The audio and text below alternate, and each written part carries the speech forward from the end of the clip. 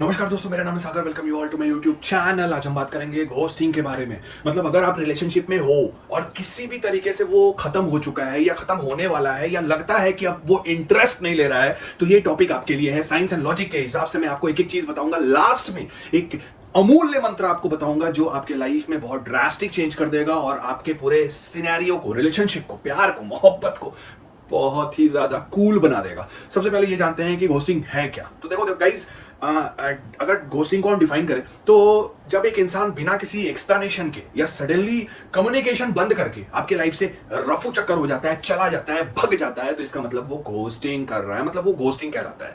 अगर आपको बिना कमिटमेंट दिए, बिना किसी बात के, बिना किसी वजह के एक छोटी सी भी लड़ाई हुई और वो भाग गया, आपको नहीं पता है वो क्यों भागा, आपको नहीं पता है रिलेशनशिप खत्म क्यों हुआ, तो वो घोस्टिंग है। अब मैं स्टेप बाय स्टेप आपको बताऊंगा कि ये होता कैसे है, बचना कैसे है, ठीक कैसे करना है, और वो एक अमूल्य मंत्र। तो अगर आप ये सोचोगे कि हम सीधा लास्ट कर देते हैं और वो मंत्र मिल जाएगा, नो, मैं कहीं भी बता सकता हूं, मैं तुमसे ज्यादा चालाक हूं पगली।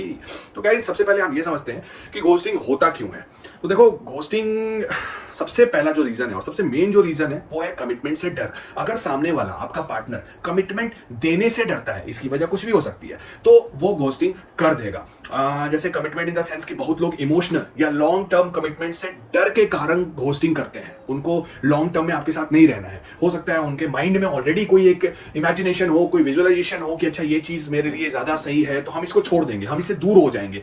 ये एक मेन फैक्टर है। वो कमिटमेंट से डरता है, चाहे वो कैसी भी कमिटमेंट हो। Next is conflict avoidance. मतलब कुछ लोग कन्फ्रंटेशन या अनकंफर्टेबल बातें अवॉइड करने के लिए घोस्टिंग का सहारा लेते हैं। कुछ ऐसी बातें रिलेशनशिप में होती हैं, आप जो कह रहे हो, आप जो कहना चाह रहे हो, आप जो बताना चाह रहे हो, वो सुनने के लिए तैयार नहीं है, क्योंकि उसकी वो कैपेबिलिटी नहीं है, उसकी वो वाइब्रेशन नहीं है, उसकी वो एनर्जी नहीं है। तो उसको लगता है कि यार मैं पक चुका हूं, बोर हो चुका हूं, ये कौन है, कहां से आई है, कैसी है, मुझे नहीं चाहिए।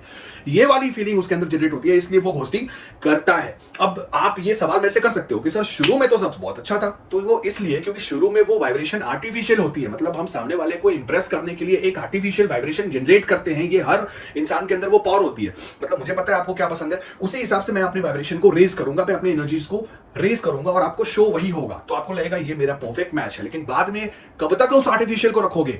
ओरिजिनल तो आएगा ही ना। जब आपके साथ एक बॉन्डिंग बन जाएंगी तो धीरे धीरे वो ओरिजिनल आते हैं। तो फिर वो ओरिजिनल में क्या होता है कि मुझे आपकी ना वाइब्रेशन पसंद, ना एनर्जी पसंद, मैं बोर हो चुका, काइंड ऑफ वो चला जाएगा आपसे बहुत दूर। लैक ऑफ इंटरेस्ट नेक्स्ट वजह ये है। जब किसी का इंटरेस्ट कम हो जाता है या खत्म हो जाता है तो वो बिना बताए दूरी बना लेता है।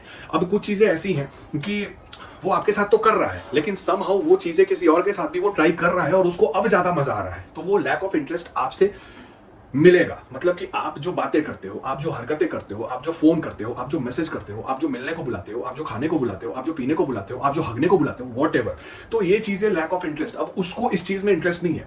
तो अगर होता कि हम जो हर दिन जिद करते हैं वो 2 दिन, 3 दिन, 1 हफ्ते, 1 महीने में जिद करें, तो हो सकता था ये रिलेशन बच सकता था। लेकिन क्योंकि वो इंटरेस्ट इसलिए खत्म हो गया, किसी चीज में किसी का इंटरेस्ट क्यों खत्म होता है? क्योंकि उसको उसके औकात से ज्यादा उसको जब मिल जाता है तो उसका इंटरेस्ट खत्म हो जाता है। बहुत ध्यान से सुनना। नेक्स्ट है ओवरवेल्म्ड फील करना। मतलब कुछ लोगों को लगता है कि रिलेशनशिप या सिचुएशन उनकी कैपेसिटी से ज्यादा डिमांडिंग हो गई है, इसलिए वो विड्रॉ कर लेते हैं। उनकी हर इंसान की अपनी कैपेसिटी होती है किसी भी चीज को संभालने के लिए, चाहे वो कोई सा भी रिलेशन हो, बाप बेटे का, भाई बहन का, पति पत्नी, व्हाटएवर। जब वो ज्यादा डिमांडिंग हो जाती है उनके कैपेसिटी से ज्यादा, मतलब उनको लगता है कि मैं ये कैपेबल हूं कि इतना कर सकता हूं, लेकिन सामने वाला इतना ज्यादा करने लगता है कि उसको लगता है कि भाई अब मेरे बस की बात नहीं है। चिड़चिड़ा हो जाता है, इरिटेट हो जाता है, पागल हो जाता है, आपको सडनली छोड़ के चला जाता है। वो भी इसलिए क्योंकि वो उस फाइट को, उस सिनेरियो को फेस नहीं करना चाहता है जो आप क्रिएट करने वाले थे उसके ये बोलने पे कि मुझे तेरे साथ नहीं रहना है। समझ रहे हो? ये बहुत बेसिक बातें हैं, मैं बता रहा हूं, it's very important. The next is कि घोस्टिंग का इंपैक्ट क्या होता है। देखो, सबसे पहले तो इमोशनल पेन होता है। घोस्टिंग से दूसरे व्यक्ति को, जो भी आप हो, अगर आप घोस्टिंग फेस कर रहे हो अपने लाइफ में, तो वो कंफ्यूजन होता है, इमोशनल पेन होता है, क्योंकि वो रीजन ही नहीं पता होता है कि वो गया क्यों।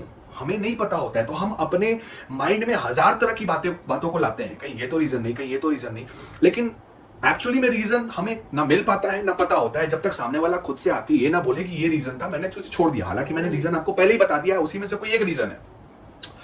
तो इसमें क्या करना है कि सेल्फ स्टीम पे आपके असर होता है। मतलब घोस्टिंग से सेल्फ वर्थ पे असर पड़ता है और विक्टिम अपने आप को ब्लेम कर, मतलब आप अपने आप को ही ब्लेम करने लग जाते हो कि मेरे में कोई कमी है, मैंने ये किया, मैंने वो कर दिया, मैंने कहीं ऐसे तो नहीं कर दिया, मैंने कहीं वैसे तो नहीं कर दिया, मुझे ये नहीं करना चाहिए था, मुझे वो नहीं करना चाहिए था। ये हजार तरह की बातें आप अपने लाइफ में सोचते हो, फिर भी आपको एक्चुअल बात नहीं पता होता है कि वो छोड़कर क्यों गया। तो ये करना आपको बंद करना है। नेक्स्ट इज कि ट्रस्ट इश्यूज। घोस्टिंग की वजह से फ्यूचर रिलेशनशिप में ट्रस्ट इश्यूज डेवलप हो सकते हैं। मतलब हो सकता है कि ये छूट गया, दूसरा आ गया, अब क्योंकि ये आपको इंस्टेंटली छोड़ के चला गया, तो नेक्स्ट रिलेशनशिप में आप ओवर पोजेसिव रहोगे। मतलब हर चीज में ओवर रिएक्ट करोगे, आप ओवर केयर करोगे, ओवर डेडिकेशन करोगे, ओवर सब कुछ ओवर करोगे, और फिर वही चीज होगी कि फिर वो छोड़ के आपको जाएगा क्योंकि आप सब कुछ ओवर कर रहे हो। अब बात करते हैं कि घोस्टिंग से डील कैसे करें। तो मेन थिंग देखो, सबसे पहले आपको एक्सेप्ट द रियलिटी। मतलब सबसे पहले सिचुएशन को एक्सेप्ट करो। यदि सामने वाला कम्युनिकेशन नहीं कर रहा है तो उसे चेस करने के बजाय आगे बढ़ने की सोचो। मतलब आपका अब कोई बस नहीं है इस सिचुएशन में, तो अब आपको क्या करना है कि इस सिचुएशन से ऊपर उठना है, इस सिचुएशन को छोड़ देना है, तत्काल रूप से इसको छोड़ देना है। मैं ये नहीं कह रहा कि बंदे को छोड़ दो, ध्यान से सुनो, मैं कह रहा हूं ये जो सिचुएशन क्रिएट हुआ है इससे आपको ऊपर उठना है, इससे आपको बाहर निकलना है। सेल्फ रिफ्लेक्शन, अपने बिहेवियर को एनालाइज करो, लेकिन अपने आप को ब्लेम करने की बजाय ये समझने की जरूरत है कि ये उनका डिसीजन था। मतलब आपके साथ जो भी हुआ फाइन, लेकिन ये आपका डिसीजन नहीं था, ये सामने वाले का डिसीजन था। तो अगर डिसीजन सामने वाले का था तो हम क्यों इसमें अपने आप को जलाएं, राख करें। फाइन, वो चला गया, मे भी कुछ अच्छा नहीं होने वाला था इसलिए वो चला गया, ये अच्छा हुआ, लेकिन अब हमको अपने सिचुएशन को अपने हाथ से ठीक करना है इसको। दिस इज अब नेक्स्ट है क्लोजर ढूंढना। मतलब हम कोशिश करते हैं कि क्लोजर कुछ मिले, भाई सामने वाला आके बोले कि भाई ऐसी बात थी इसलिए हम नहीं रह सकते तुम्हारे साथ, तो क्लोजर ढूंढना बंद करो। देखो, जब आप गाड़ी चलाते हो, अपने डेस्टिनेशन पे पहुंच जाते हो, तो डेस्टिनेशन पे पहुंचने के बाद कोई आपको क्लोजर नहीं देता है कि आप डेस्टिनेशन पे पहुंच गए, अब उधर जाइए महारानी, अब आप अपने जमीन पे पैर रखिए। Not like that. आपका दिमाग कहता है आ गए डेस्टिनेशन, गाड़ी छोड़ो, डेस्टिनेशन पे बैठो, ऐश करो, मौज करो, चंपा चंपा चमेली चमेली, लाइक दैट। क्लोजर ढूंढना बंद करो, क्योंकि जब घोस्टिंग होगी तो क्लोजर आप ढूंढते रह जाओगे, मिलेगा नहीं, और उस क्लोजर ढूंढने की वजह से अपने आप को निगेटिव करोगे, अपने निगेटिविटी को आप प्रोवोक करोगे, और ज्यादा सिचुएशन को तुम खराब करोगे, जो कि तुम्हारे लिए ठीक नहीं है। एंजाइटी होगी, पैनिक्स अटैक आएंगे आपको इस क्रम में क्या करना है कि हीलिंग पे फोकस करना है। मतलब अपने आप पे फोकस करो, नई एक्टिविटीज या हॉबीज शुरू करो और अपनी वेल बीइंग पे ध्यान दो। देखो, आप कितने भी महान व्यक्ति होगे या कितने भी सरला भाभी जी, कितने भी आप सरल व्यक्ति होगे, पैर हिलाना बंद करो, तुम पैर हिलाने की आदत बहुत खराब है तुम्हारी। कितने भी सरल व्यक्ति होगे, कुछ ना कुछ तो हॉबीज होगी ना। आई नो ये सिचुएशन में आपका ध्यान हॉबीज पे नहीं जाएगा, पर ट्रस्ट मी, 1 दिन 2 दिन 3 दिन 4 दिन 5 दिन 7 दिन अगर आप जबरदस्ती उस अपने हॉबीज को करोगे तो 8वें दिन से ऑटोमेटिक आप बाहर निकल जाओगे। भैया, ये ह्यूमन साइकोलॉजी है, भगवान कहीं इधर उधर नहीं है, हमारे अंदर है।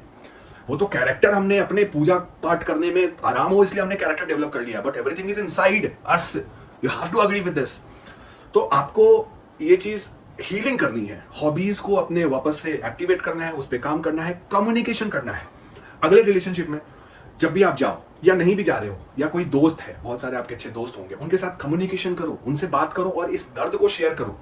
वो कुछ गलत सलाह दे तो उसको नहीं मानना है। बस जो आपके वेल विशर्स हैं, जो आपको पता है कि कोई भी सिचुएशन में मुझे सलाह सही देंगे, गलत करने के लिए कुछ नहीं बोलेंगे, आप गलत उसके लिए करो या अपने लिए करो, गलत गलत होता है।